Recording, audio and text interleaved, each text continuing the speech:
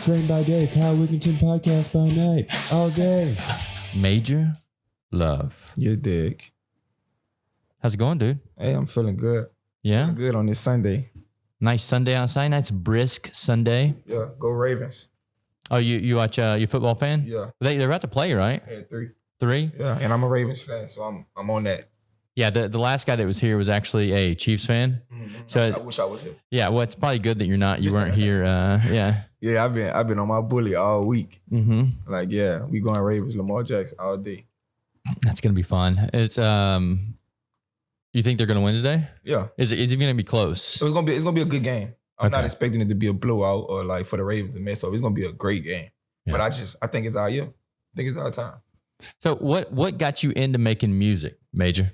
I was going through a lot, truthfully. Like with life, losing people. I had moved out my mama's house when she told me not to, and money got low. I started to feel a different struggle than from what I had already felt, and the only thing that was helping me was writing it down. So I started writing poems, and then I started listening to beats, and then I started putting it on the beat. And what I did was I let some of my friends hear the song, and they like, wait, this is nice. Like, we didn't even know you could do this. I said, I ain't know I could do it. And then from there, we just kept going.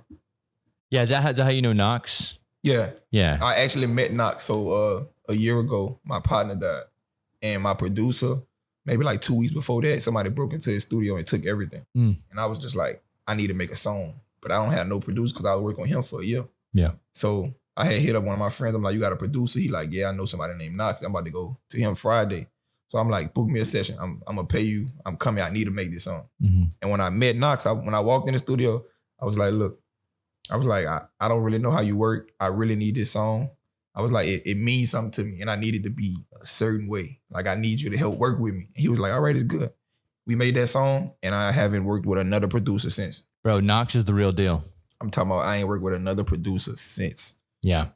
Yeah, we had an event here this past Friday and Knox performed in it, but he also helped produce the songs that the guy who's running the event went on. The guy, you know Cameron? Yeah. Cameron had his event this past week, and the music is so fucking good, and Knox helped him produce it. So I mean, and the listening party that I'm having this weekend, Knox produced every song. Oh, did he? Yeah, is he coming through this weekend too? Yeah, he's actually on one of the songs with me, gonna perform with me too. Oh, dope, dude. Yeah, I'm glad, dude. I love that everyone's working with everyone around here. Yeah, and this like what he was saying this weekend, we're having a listening party at another bar, and this weekend, what's the date? February 2nd. February 2nd at another bar. Come through and check it out, man. Yeah, the vibe's gonna be right. You know what I'm saying?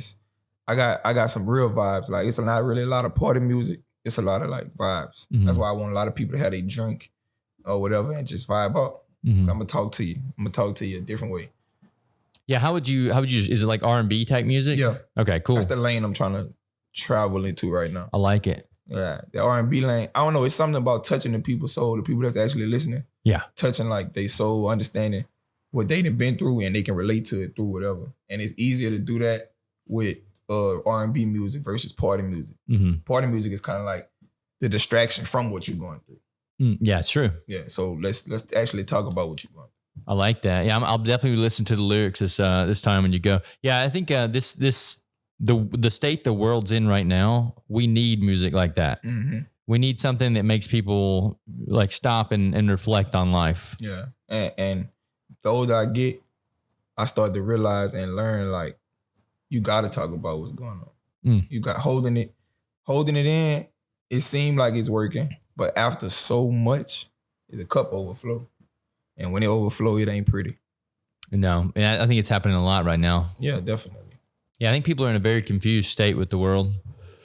So do you write about like emotional things, or do you write about the state the world's in? It's emotional, but it's kind of like my point of view of it. It's basically like me understanding the world and understanding why people act like this, why this happened like this, but it's talking about my point of view. From what I've seen, people I know that went through it. Kind of like that, just telling a story. I like the storytell. Can you give me an example of one of them? One of my songs? Yeah. So I got a song I just made. It's probably like my second favorite song on the tape. It's called Miss Taylor. The song is about, you hear me saying Miss Taylor and you hear me talking about it. It sounds like I'm talking about a female. But I'm talking about Taylor Port, the wine. Oh, okay. Because at a certain point when I lost my cousin and I was going through so much, I was just indulging in Taylor Port a lot. And that was the only thing making me feel better. Like talking to people wasn't working. Writing music wasn't working. It wasn't nothing. It was just when I drink that, the pain go away. And I just feel relieved. But truthfully, I was really just pushing it to the back. But the song is basically me talking about how you was there for me. You helped me through, but I know we not meant to be.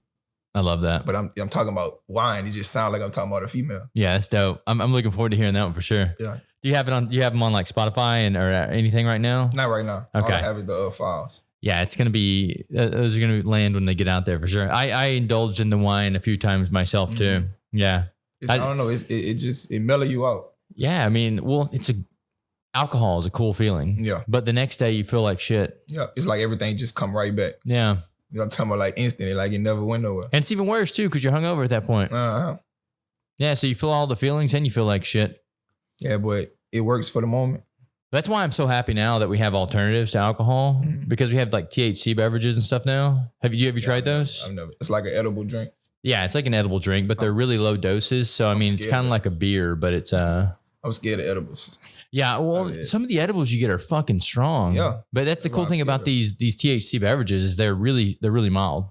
So it's like 5 milligrams of THC, which is like nothing. Oh yeah, that's not.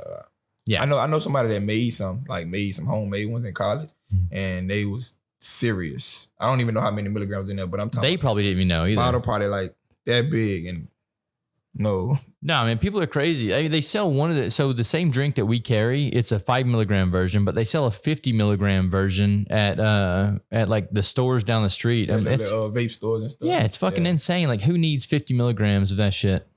Yeah, I don't know. Me personally, I really prefer to smoke weed because I like to feel myself getting high. Yeah, I don't like to just dang, now you there.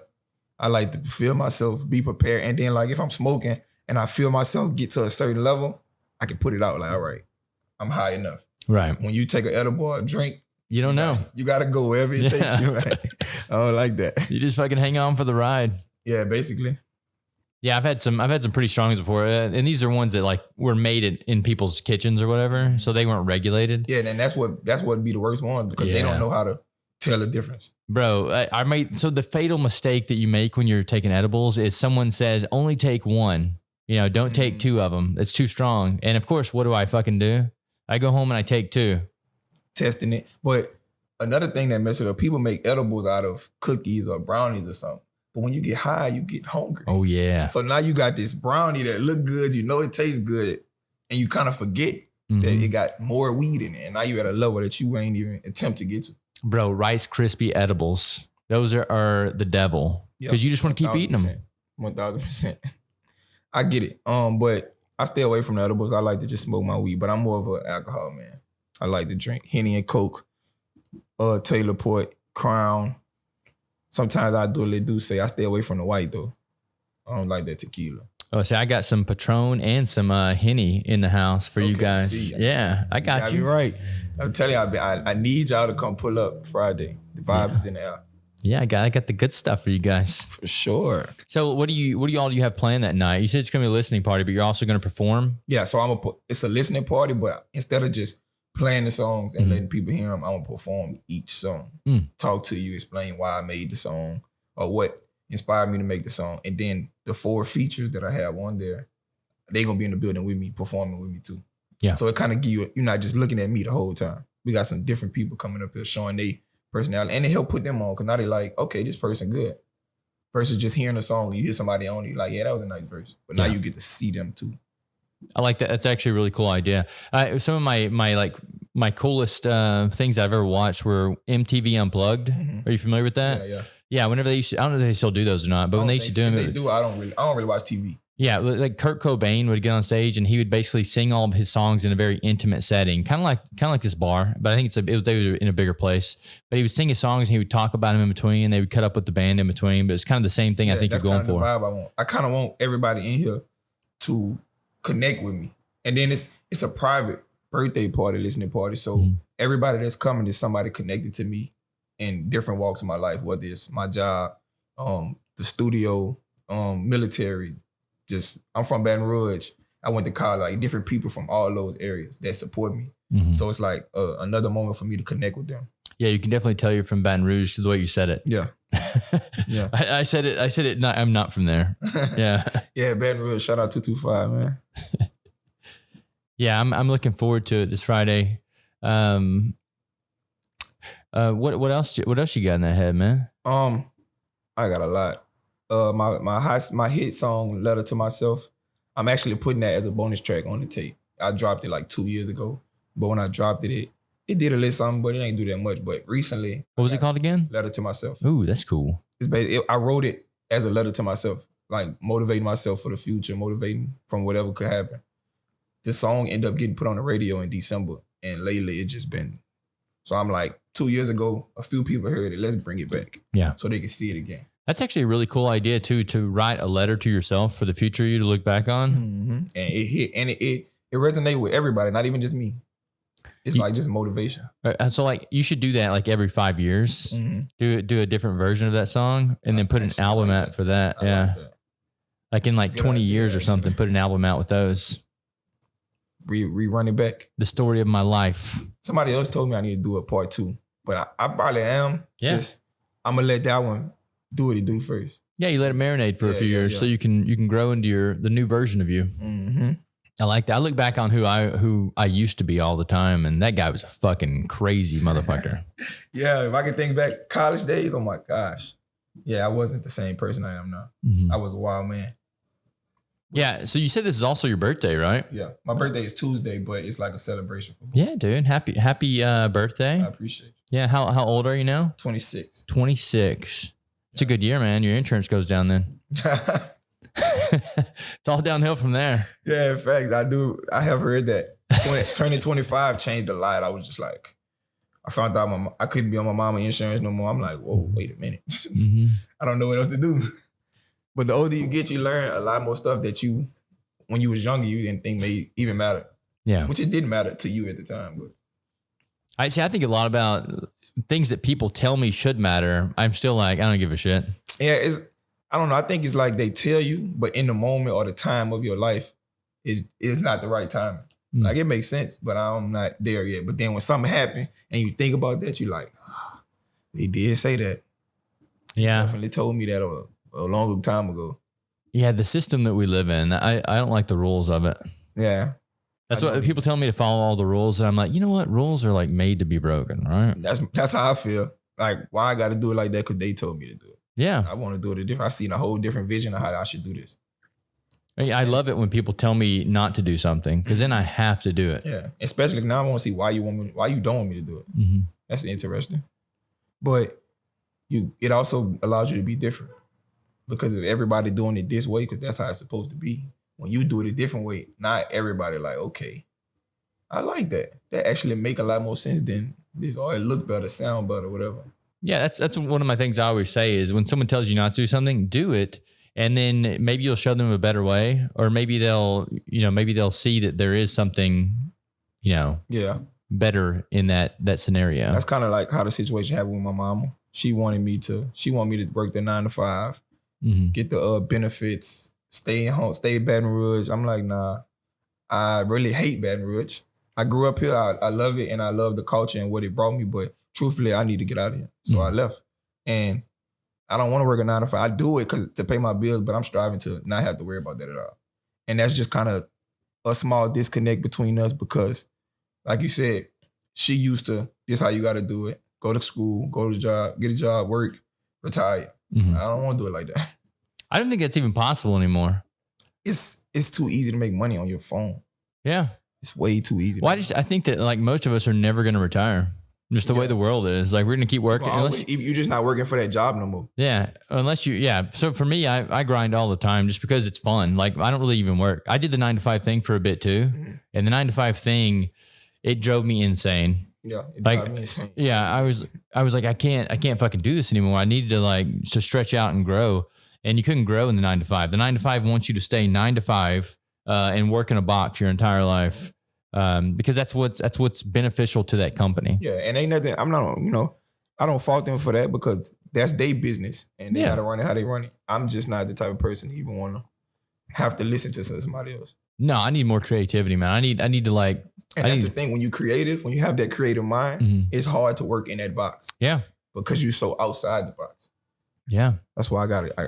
That's why I love doing this kind of shit right here, because it gives me someone, like, I would probably never sit down and have a 30-minute or 45-minute conversation with you. Yeah. It's just in a regular setting. But like here, we're sitting here, we're having a conversation. I'm learning something new about you, learning all kind of cool stuff. And that some of the people that this has brought into my life has been really cool, which if I was still working a 9 to 5, never would have happened. Nope. So I've learned so much more and grown so much by living this life than I ever would doing that. Yeah, and you get to control it. You know what I'm saying? You get to run it how you want it. You get to select who you want on there. I don't know. I just like being able to create my own way, just like handling business how I want to. If I see this vision and it's not normal, I can do it. I don't have to go ask the manager, send it up to corporate, see if it works. Like, I don't, like even at my 9 to 5, I come up with ideas and I'd be like, maybe we should try it. They like, well, we got to talk to them. If they want it this way, I'm just like, all right. Yeah, too many hoops and stuff to jump through. I think it's an issue with politics nowadays. Is there's so many different paperwork to file and stuff just to get anything done, like to buy paper clips. Yeah, then fucking that you're never gonna get anything done. Yeah, I don't like it at all. But I understand it. I just don't like it, if that makes sense. I don't even understand it. I wish someone could explain it to me where I could understand it. Yeah, I understand it because, like you said, I feel like it can be. I feel like every system can evolve. Yes, including our system, and I feel like it's so outdated, so antiquated that the way it's handled that it takes so long to get things done. When today we have things like technology, and this shit can get done so much faster. It's even like making music. Like back in the day, making music would have taken you a week to make one song. Yeah. Where nowadays you can make a beat, you can fire out some lyrics, you can have it recorded all in the same day. All in the same day, same area, everything. Yeah. And have it out for people to hear within 2 hours. Yeah. So it's crazy that systems like that evolve, but other systems don't evolve, that it still takes so much time. I don't think that it hasn't evolved. They don't allow it to. That's what I'm saying. They like control. Yeah. It's a form of control. As long as they can control what's going on, they're not going to change it. Because I'm pretty sure just like we see how things are evolving, they see it too. Yeah. And they afraid of that. But that's kind of like my whole point in my music. Is like, do whatever your mind tell you to do. Whatever creative thing you have, like, I'm talking about like anything. Like, I have a friend, he actually on live right now. He got a car. He turned a regular Hyundai into something crazy. And he make content. He like just building off of it. Like who's to say he can't do that? Yeah. Who's to say he can't start doing this stuff for other people's cars? And now he's starting a whole page. Like whatever your creative mind comes up with, go for it. Cause you can do it. That's like what I promote in my music and life, everything. Like stay motivated, stay on it. Don't ever let nobody tell you can't do nothing. Yeah, especially with like YouTube and stuff today. And I guess you're on Instagram right there. Yeah. Yeah, Instagram, TikTok, all these things. You can, if there's anything that you're doing, you can promote it on those and you can actually make money off those things. Money. I make money off Instagram. That's dope. Like it helps a lot. Even if it might be something small, it's just that small motivation. Like, okay, I see I can do this. Now I know I can get better. Just don't stay at that level. Like, okay, I made it here. I'm good. Yeah. Like I'm trying to get that YouTube money. I didn't hear about that YouTube money. I need that. See, and this is one reason I don't monetize this is because I like to say whatever the fuck I want to. And I know a lot of times on YouTube, if you're monetized, they'll cut your money. Well, I think it's because I say some pretty crazy shit on here sometimes. I think it really just varies because I know some people that say and do crazy stuff on there and they still get it posted. Maybe I should then. Yeah, I don't know. Sometimes it varies. I've seen. I think let's put it like this. I think it goes with your content. Because I know somebody that has a kid channel, and whenever they curse, YouTube mess it up. Because most of the kids watching their channel. Oh, okay. But then I know somebody who don't have that type of fan base, and they do whatever, like just wild out, and YouTube let it go. Yeah, I've always seen that for kids button at the bottom. Yeah. And I'm like, what the hell is that? I have a podcast called Drink with Majorloveee. So all we do is drink and talk about whatever. So I'd be like, no, the kids can't see this. Bro, you're gonna have to have me on it sometime. I got some wild shit I can say. Yeah, and we get drunk for real on that. Like we don't just sip, we really drink, take shots. I like Hennessy. I love Hennessy. Yeah. We could do it then. Okay. It's gonna be good. Where do you guys do that one at? At my house. At your house? I have the setup. I'm working on getting it out the crib, but right now it's at the crib. Yeah. Dude, so this one right here, this setup that I have here is mobile. So anytime that I need to go somewhere, I just fucking throw it in the car and go to. So I mean, it's cool that, like, if we're talking about with the cameras and stuff, like this little camera right here. I actually need this. Cause see, me, I just have the phone and we just talk. We just talk loud. I had the microphone, like the ones you clip on, but I broke one of them. But this is what I really need. Well, dude, just let me, I can set you up with all this stuff, man. I can tell you the links to go to and everything. Yeah. This is what I need, like, to really have it set up how we want. Yeah, I think with the way, you know, podcasts and stuff are going nowadays, you need some pretty good stuff to maintain the quality. Yeah, and that's really what my only message would be, the sound quality. Yeah. Especially like when I be having a lot of people, because I try to keep it authentic. So just because this my guest and they got a few people in the background, I might just throw them in the podcast too. And so sometimes the quality of the sound get messed up because there's so many people talking at one time. Yeah. Yeah, it's hard to get the noise gates and stuff right on these. That's why, you know, I'm in an empty bar right now with the air off and everything, because these mics they're pretty sensitive. They're pretty loud. Yeah, they can hear. That's just like a studio mic. Yeah, you can hear somebody in the background laughing even if they're not in the room, you can hear it. So what time does the show kick off on Friday, Major? 7 to 10. You know, from 7 to like 9, it's gonna be more of just a vibe. Like I have a DJ coming to turn up everybody, trying to get everybody to get some drinks, you know what I'm saying, tip the bartender. And we're going to catch a vibe, kind of like on some birthday stuff, just chilling. And then around like 9:15, then I'm going to get on stage and we're going to have fun. Nice. Like I really want to talk to the people that's coming. I really need them to feel me. And who are the other artists you got coming through, just so people know? I got Knox Ketchum, Rada Day, and Munchie. So Munchie on the song with me called Life of a Stripper. Knox and Rada Day is on the song called How You Feeling. And I have J-Loaf too. Mm-hmm. J-Loaf, he on the song called I Need You. And so the name of the the name of the EP is called Love and Pain. So it's a two-sided. I got 4 love songs and 4 pain songs. Oh, I like that. You know what I'm saying? Then we break it down and then I got the bonus track, Letter to Myself, right at the end. Yeah, I love talking about the duality of life. Yeah. I mean, it's not just one-sided. There's both sides of that coin. I feel like pain brings love.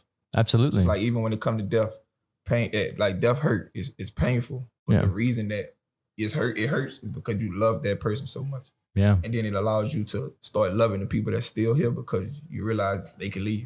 So in my opinion, pain brings love, even though it hurt like hell.